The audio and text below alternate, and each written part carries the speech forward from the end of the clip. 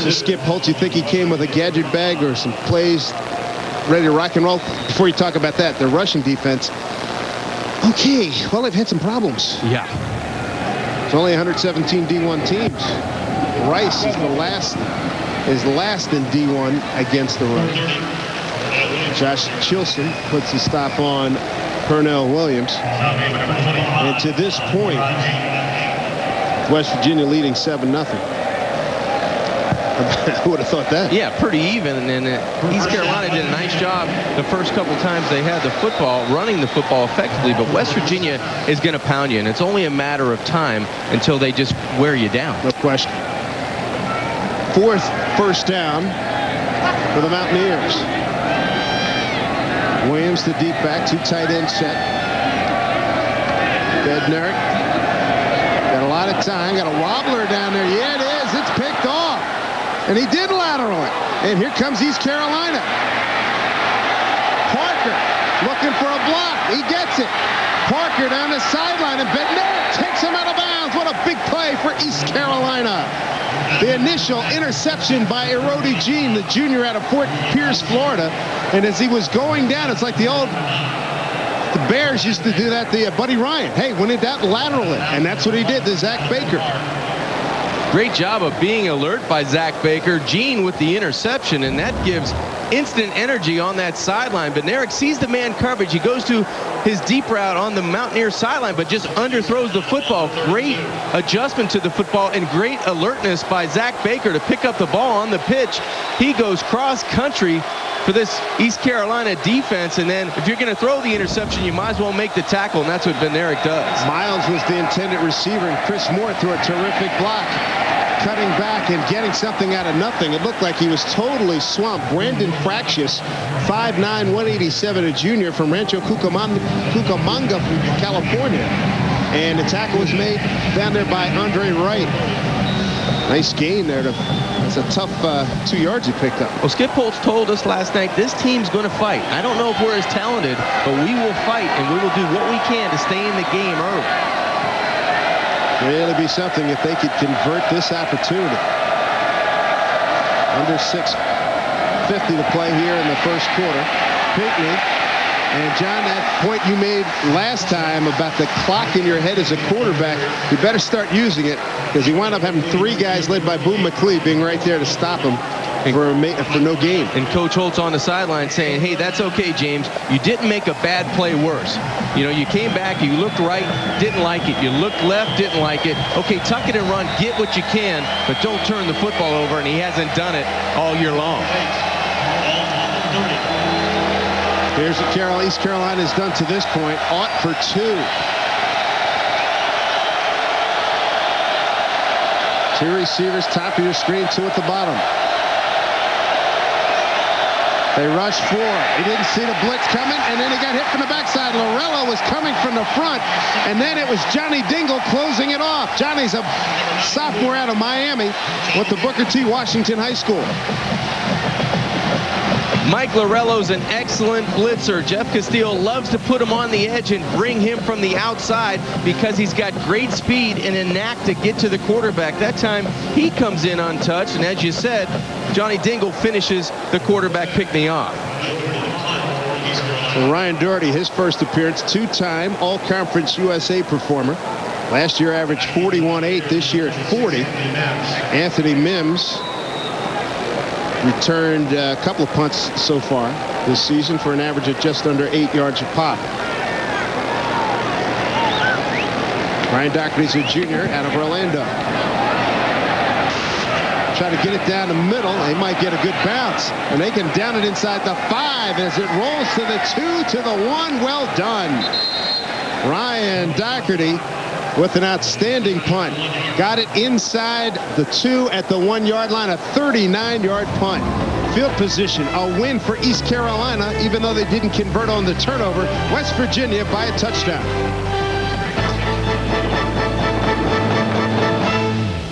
So you wanted to play some football, you're inside the helmet here at Mountaineer Field. 7-0 West Virginia over East Carolina. And here's this week's Suzuki walk-on way of life, and we give it to the big guy, Owen Schmidt. Wisconsin River Falls. He transferred out of there. And last year, playing on the scout team, Richie Rodriguez said he was killing our #1 defense. Yeah, and Rich Rodriguez has a soft spot for those walk-ons because he was in that position once before. Mountaineers take over after the Doherty punt pins him inside the 1. Good tackle. Good tackle on Williams. That was Pierre Parker. Parker, the free safety, came up and stuck his nose in there. Nice play. Maybe a gain of a yard. That is the perfect example of how to stop the run. Pierre Parker comes up with about 5 yards head of steam and just drills the running back. Just a great job on Pernell Williams. Nowhere to run the football. No gain on that play. Miles will be at the top of your screen. Bednarik to Schmidt. And he tripped over the leg of one of his offensive linemen, Jeremy Sheffy, the right guard. Pretty good stalemate in there with Fred Hicks and Shawntae Hunt. Good job by East Carolina up front, just trying to establish the line of scrimmage and win the battle at the line of scrimmage. No lanes to run the football, and I'd be very surprised if West Virginia doesn't try to attack them through the air here on 3rd down. They run the blitz. Bednarik, it opens up, and then he's taken down. Another fine play by Fred Hicks. Ball is fumbled down there, and East Carolina may have made a break for itself. It is East Carolina football. East Carolina, and Bednarik looked like he is hurt. He's down on his back at the 5-yard line. But that has quieted the Mountaineer Maniacs for a moment. There's Adam Bednarik on his back. They spread you out, West Virginia does, on 3rd down and try to run the quarterback draw, and there's no running room up the middle. Terrific job filling the gap. Looked like 95. Fred Hicks comes in, fighting off the offensive lineman for West Virginia is a tough enough job, then finds the quarterback and jars the ball loose. East Carolina gets the ball. Great job of getting off the block of 72 John Bradshaw, and then the ball is loose. It's on the ground. Terrific call by the officials that time, and East Carolina has the presence to get on the football, and it looks like they're going to have it around the 5-yard line, and Fred Hicks, that's all 290 pounds of excitement. Looks like they're working on the knee of Mr. Bednarik. He did have a lot of humanity on him, didn't he? Yeah, he did. You know, Adam came into this game with a sprained neck, hurt it against Maryland. And Pat White was called in to play the bulk of that game, so it looks like he'll have to go to the quarterback. It's really 1 and 1A because both these guys get equal playing time. I think Adams had 20 series on the on 20 the season. for him and 17 for Pat's Pat. had 17, so may have been just the lower part of his body because he had bodies all on him, and Fred Hicks tackled him around the waist and maybe got to that knee. Watch 95. He's in your screen right here. Right there, bingo, you can see bango, him. right here. He starts at the waist and goes down, and that's exactly where it happens. Yeah, on the assist, Brandon Setzer. There's the ball coming loose. Yeah, Bednarik, his legs were going one way and his upper body was going the other way, and you almost want to spit the bit on that when the ball comes loose because of the pain down below. That is not the game of Twister. Oh, yeah, that's it right there. Wow. Yeah, that's not good. And it looked like, I think it was Zach Baker that recovered it. Or was it Pierre Parker recovered it? So Bednarik limping off, so that means Pat White, redshirt freshman from Daphne, Alabama. Yeah, there's a real good chance that Pat's going to have to go the distance, Pat White, because that looked very severe. And the third quarterback is J.R. House, the former baseball player. Came up a catcher in the Pirate system and then came back to school. It's like Chris Winkie. He's about 26 years old. But Bednarik is having a nice season, too. Number 2 rusher on the ball club behind Pat White. Pat White getting ready. And how about East Carolina? You talk about an opportunity. They come in 3 touchdown underdogs. They forced a turnover.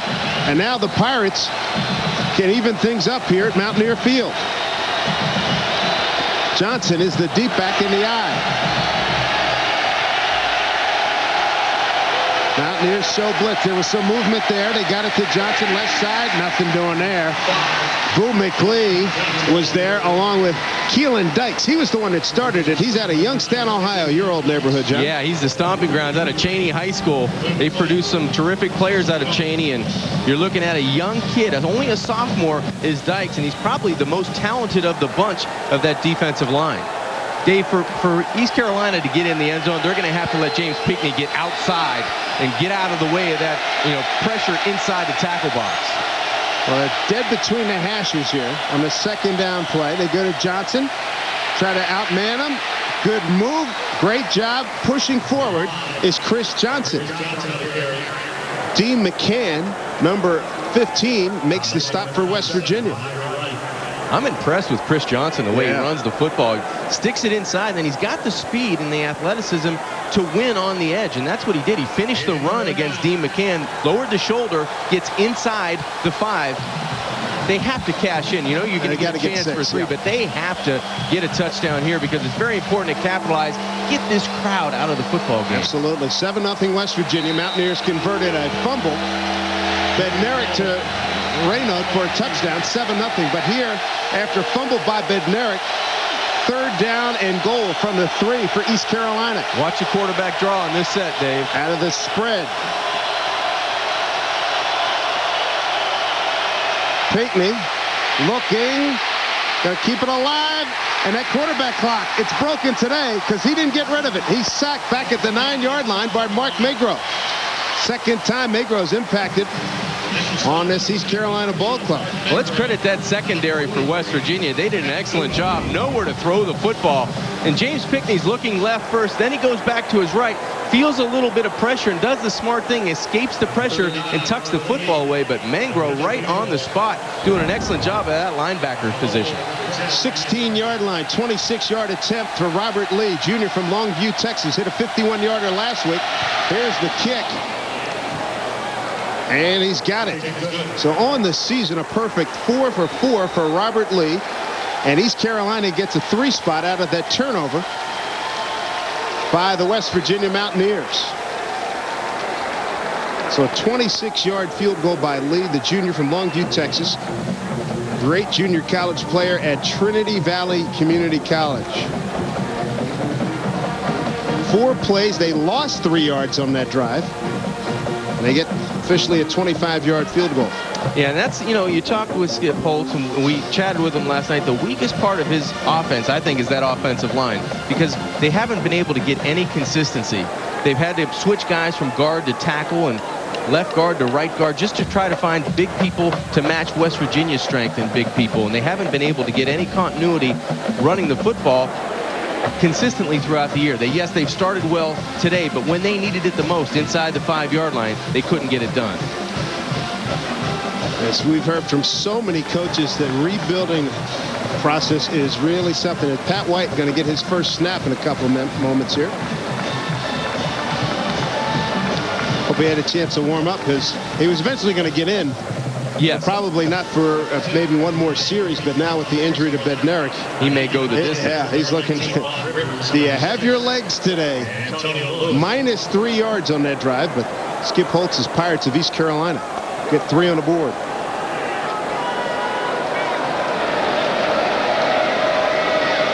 It's going to be Ryan Doherty to kick off. Antonio Lewis is back there. High short kick. One of the up guys, fair catch signaled and made 26-yard line. So a fair catch. Charles Pugh makes that fair catch. That's a good job. That's well coached on special teams because we were talking about East Carolina at the beginning of the game, Dave, you and I off air saying, what could they possibly do to get in this? Maybe it's a flea flicker. Maybe it's a onside kick. Well, a pooch kick as well. Try something different to catch West Virginia off guard. Well, West Virginia special teams that time, they do the smart thing, get the fair catch. One play can make a difference. 2:14 to go here in the first quarter. Mountaineers lead at 7-3. Pat White, his first appearance, redshirt freshman from Daphne, Alabama, 57% passer. And they run across the 30 on the far side. Owen Schmidt gets a chance. Here's Bednarik getting his knee iced down. So he's in some pain. Chris Moore made the tackle for East Carolina. He's had to endure a lot. He had shoulder surgery on a rotator cuff in December, missed all the bowl practice, missed spring practice, comes back strong and healthy, and now he's on the shelf again. This two quarterback system's been very